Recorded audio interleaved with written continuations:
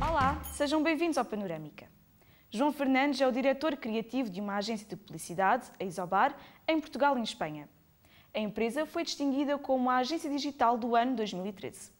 Obrigada, João, por ter aceitado o nosso convite. Muito obrigado. Antes de mais, gostava de te perguntar qual é o papel que um diretor criativo tem numa agência de publicidade?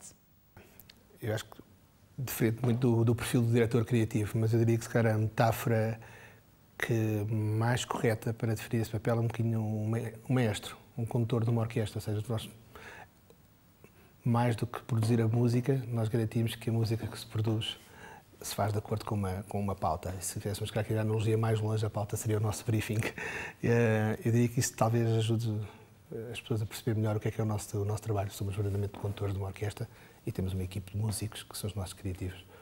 É interessante constatar que a tua formação é em ciências matemáticas, o que não nos levaria a imaginar-te numa profissão criativa. Como é que deste o salto das ciências para o mundo da publicidade? Há uma versão curta e uma versão longa para essa história. Eu acredito que nada acontece por acaso, apesar de às vezes o percurso não ser direto e linear. Eu acho que sempre tive uma sensibilidade estética que adquiri muito cedo e que foi-se apurando ao longo do tempo, apesar do meu percurso profissional não estar propriamente associado à indústria criativa, nem a qualquer tipo de trabalho artístico, inclusive.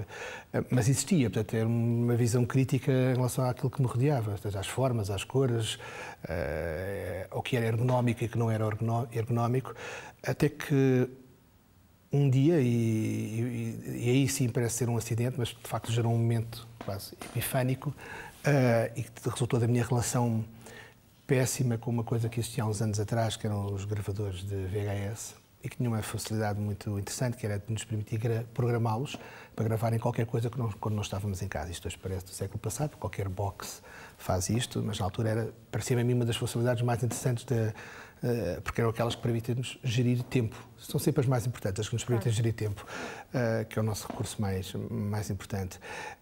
Mas, de facto, a minha relação era péssima, e se calhar de muitas pessoas. Ou seja, eu tentava programar o gravador para gravar um canal específico, não havia muitos na altura, a uma certa hora. E acontecia tudo menos aquilo que eu queria. Ou seja, ou não gravava nada, ou apagava a cassete toda, ou gravava o canal errado, ou não era a hora que eu queria. Ou o próprio canal decidia mudar a grelha e as coisas não aconteciam como eu esperava. E aquilo era muito frustrante, até que achei que a culpa era daquele modelo em particular e aquele modelo um dia avariou-se. E comparou-se outro lá para casa e eu achei que a minha vida ia mudar, a minha relação, portanto, era quase como trocar de namorada. Mas foi exatamente a mesma coisa. Um modelo diferente, tudo diferente, o resultado igual.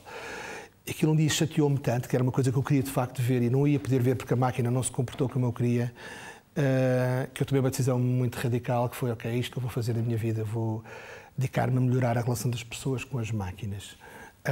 E, portanto, percebi que a máquina não estava variada, que se eu carregasse no botão vermelho ela funcionava, e eu propriamente não era nenhum Einstein, mas também não era propriamente um tipo idiota. Não havia razão nenhuma para aquela relação não funcionar, porque era puramente funcional. Mas não funcionava. A funcionar. E eu achei que podia fazer qualquer coisa para que aquelas relações, não apenas aquela, mas aquelas relações funcionassem. Num sentido muito abstrato. Sim. Eu, na altura, não tinha noção que estava claramente a agarrar-me uma definição de design. Melhorar a relação das pessoas com as máquinas ou com os sistemas é uma boa definição de design. Mas, para mim, longe de acreditar que ia ser designer em breve, para mim, design na altura era talvez... Tinha uma noção que era talvez design de moda, não associava mais nenhum tipo de design gráfico, não de outra forma. E aí decidi ter uma formação diferente. Já tinha tirado 2 cursos superiores, não apetecia tirar um terceiro. Muito mais naquela altura em Portugal não havia propriamente uma cultura de design, ou seja, uma torneira tinha que funcionar e durar muitos anos. Não tinha que ser ergonómica, estar associada a nenhum estilo particular, não tinha que ser atraente. Eu acho que isso levou-me a tomar uma decisão que foi adquirir uma formação num contexto e num formato diferente daquilo que seria o tradicional. Eu, na altura, decidi ser designer e antes de saber o que é que design queria ser. Ou melhor, eu nem sequer decidi ser designer, decidi só melhorar a relação das pessoas com as máquinas. E quero acreditar que, em algumas medidas, o consegui fazer. Mais tarde, vim a perceber que os meus conhecimentos de engenharia e de matemática ajudaram muito. Claro. E, portanto, não só porque o que fazemos não é arte, é um processo, tem uma componente metodológica e sistemática que é importante, e nessa distinção entre o que é design, o que é arte e depois o que é publicidade, a minha formação formal em ciências acabou por ser um Ou seja, as duas áreas acabam por estar relacionadas uma com a outra. Sim, eu tenho, de certa forma. Eu tenho uma relação com a matemática diferente da que a maior parte dos alunos do secundário tem, felizmente, e é uma relação muito... Começou por ser um péssimo aluno na matemática, no secundário, até que uma professora especial decidiu pegar em mim e fazer de mim um exemplo, ou seja, e dedicou muito o seu tempo, de espírito voluntarioso, até literalmente me fazer uma lavagem cerebral. Eu lembro-me de acabar o 10º ano, que entrei de uma forma medíocre, portanto, a lutar por um 5 de 1 a 20, que é estúpido, não se luta de 1 a 5, ou se luta por mais de 10 ou por menos de 10, mas eu lutava por um 5. Tudo abaixo disso era humilhante. E acabei o 10º ano a adorar matemática. E com uma paixão exacerbada por matemática. Tanto que mais tarde o meu curso de matemática não é tirado já com nenhuma intenção de vir a ser professor ou de fazer qualquer coisa profissionalmente mesmo pelo matemática. gosto da área. Era também para me testar a mim próprio, de uma forma a perceber até onde é que eu consigo levar isto, até onde é que os meus conhecimentos podem ir. E é nesse sentido que eu faço o curso. Falemos então do sucesso galopante da agência onde trabalhas, a Isobar. Vivemos num mundo cada vez mais competitivo. O que é que a Isobar tem que as outras agências não têm? Que estratégias é que vocês usam? Eu diria que a primeira coisa que nós temos são pessoas muito especiais. Nós temos uma equipe extraordinária, e, portanto, que faz música extraordinária, mas temos uma equipe muito experiente, que trabalha junto há muito tempo, que está connosco e que abraçou o projeto original nas suas intenções, e as intenções, se tivesse sido resumida a uma, era fazer trabalho de excelência, era não fazer trabalho vulgar. E eu acho que temos uma equipe que está mais do que envolvida, está determinada em todos os dias cumprir esse objetivo, ou seja, não fazer deste dia mais um dia. Eu acho que esse é o aspecto e é o nosso capital mais importante. Depois eu diria que há mais um conjunto de coisas que nos fazem da Isobar, enquanto agência a operar um mercado em Portugal importante. Primeiro é que faz parte de um network muito grande, ou seja, estamos a falar de perto de 70 agências em 40 e muitos mercados. E enquanto network nós de facto operamos. Eu sei que há muitos networks que existem enquanto estrutura formal, mas depois não há relação entre as agências. Nós aqui trabalhamos de facto e existe quase uma estrutura móvel que se adapta a circunstâncias especiais de mercados, tanto locais, como regionais, como globais. Isso leva-me, por exemplo, já a ter participado em alguns concursos internacionais e a apoiar a agência nesses esforços. E, de facto, o facto de sermos uma agência global tem um efeito local, ou seja, dá-nos um certo tipo de músculo para abraçar projetos que cada vez, do ponto de vista mesmo no meio digital, se estivéssemos a falar do meio digital, são cada vez mais exigentes do ponto de vista das suas competências, ou seja, já não é suficiente ser um bom web designer ou perceber bastante de SEO, é preciso claramente perceber de muitas coisas e saber como integrá-las todas numa proposta consistente e relevante para os objetivos do briefing e do cliente. Sabemos que fazes parte do grupo de júri do New York Festivals. Como é que tem corrido essa experiência? Os New York Festivals é um festival que eu acho que teve a capacidade de se adaptar muito rapidamente às novas circunstâncias do meio e da publicidade, que já não sem ver apenas com falar de digital. Eu acho que os festivais e o meio em geral teve que perceber que agora havia um canal que já não era um canal de nicho, era um canal importante, que já movimentava e já estava nas opções dos decisores de marketing. E isso revelava-se nos montantes e nas percentagens de investimento que já era feito neste meio. Eu acho que o Festival de Nova Iorque percebeu que o fator crítico é a inovação.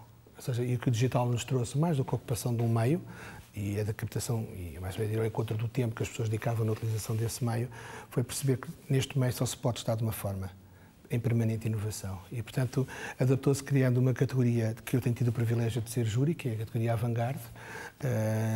Eu diria que seria um equivalente aos prémios Titânio em Cannes, em que permite ter acesso e avaliar o trabalho que é feito em termos globais, que é verdadeiramente inovador. E inovador em muitos aspectos, ou seja, é inovador na forma como não utiliza ou reinventa os suportes tradicionais de publicidade, ou como inventa novos, ou como cria outro tipo de reformulação, de mensagens publicitárias.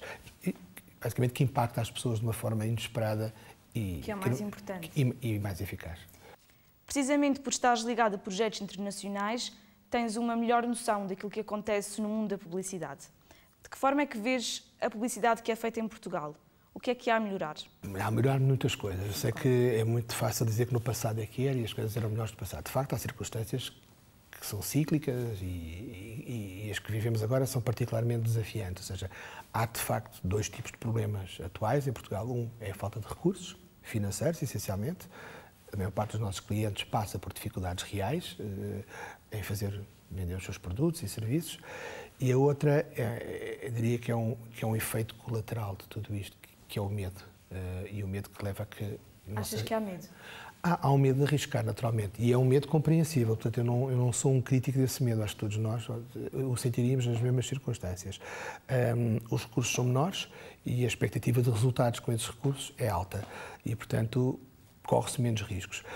Mas há um limite para ter quando conseguimos fazer coisas que na verdade, podemos questionar se são investimentos sempre corretos. Ou seja, acho que o mercado inevitavelmente exigirá das marcas que, mesmo com recursos mais pequenos, tomem algumas opções mais arriscadas e que, de alguma forma, façam as suas marcas, os seus serviços destacar-se daquilo que é. E é por aí que passa a solução? Sim, eu acho que é um desafio para todas as partes, não só para as agências, também para os clientes, mas as agências também têm que ser criativas na capacidade de pegar numa realidade que existe, não há outra, e ser capaz de, com essa realidade, levar os clientes a sentir a confiança para arriscar um pouco mais daquilo que fazem atualmente. Eu acho que o desafio é que as agências não estavam habituadas a isso. Tipicamente nós gostamos e queixamos permanente dos recursos, portanto, evidentemente estivemos habituados a trabalhar com alguns recursos que eu diria que seriam adequados e interessantes. Atualmente não temos essa realidade, portanto temos um outro desafio e aquilo para o qual se calhar nós não estamos especialmente preparados para abraçar, que é o de alguma forma, sermos mais parceiros do que alguma vez fomos dos nossos clientes. E parceiros significa caminhar com eles, ou seja, caminhar com eles até ao processo de decisão e fazê-los sentir a segurança necessária para connosco fazer projetos que naturalmente têm que ter um caráter mais inovador do que têm tido nos últimos anos em Portugal, onde de facto não tem acontecido, do ponto de vista da comunicação, nada de destaque especialmente. Eu acho que isto depois reflete-se e tem-se vindo a refletir de uma forma clara na nossa performance nos festivais internacionais. Portanto, tem sido uma boa performance. Tem caído muito. Eu acho que nos últimos anos Cannes, Portugal teve provavelmente um dos piores anos de sempre na última edição de Cannes, em termos de projetos finalistas e projetos premiados. É curioso, temos visto agências mais pequenas a ser premiadas em Cannes. Se bem... Sabemos que fazes parte do grupo de júri do New York Festivals. Como é que tem corrido essa experiência? Precisamente por estares ligado a projetos internacionais, tens uma melhor noção daquilo que acontece no mundo da publicidade. De que forma é que vês a publicidade que é feita em Portugal? O que é que há a melhorar? João, o que é que te falta fazer a nível profissional? É assim, eu já trabalho nesta área há muitos anos, há uns 20 anos, portanto, construí uma agência, fazia essa agência integrar-se num network, tenho apoiado esse network no seu crescimento não apenas local, mas fora das nossas fronteiras. Eu diria que estou a chegar a um ponto do meu ciclo em que o que me falta fazer é preparar os líderes que vêm a seguir. Eu acho que há aqui Seres o tal maestro. Mais ainda, mais do que isso, é já preparar novos maestros. Ou seja, na verdade, eu sempre tive e modéstia à parte, um certo talento para perceber os ciclos. Onde é que me posiciono nos diferentes ciclos?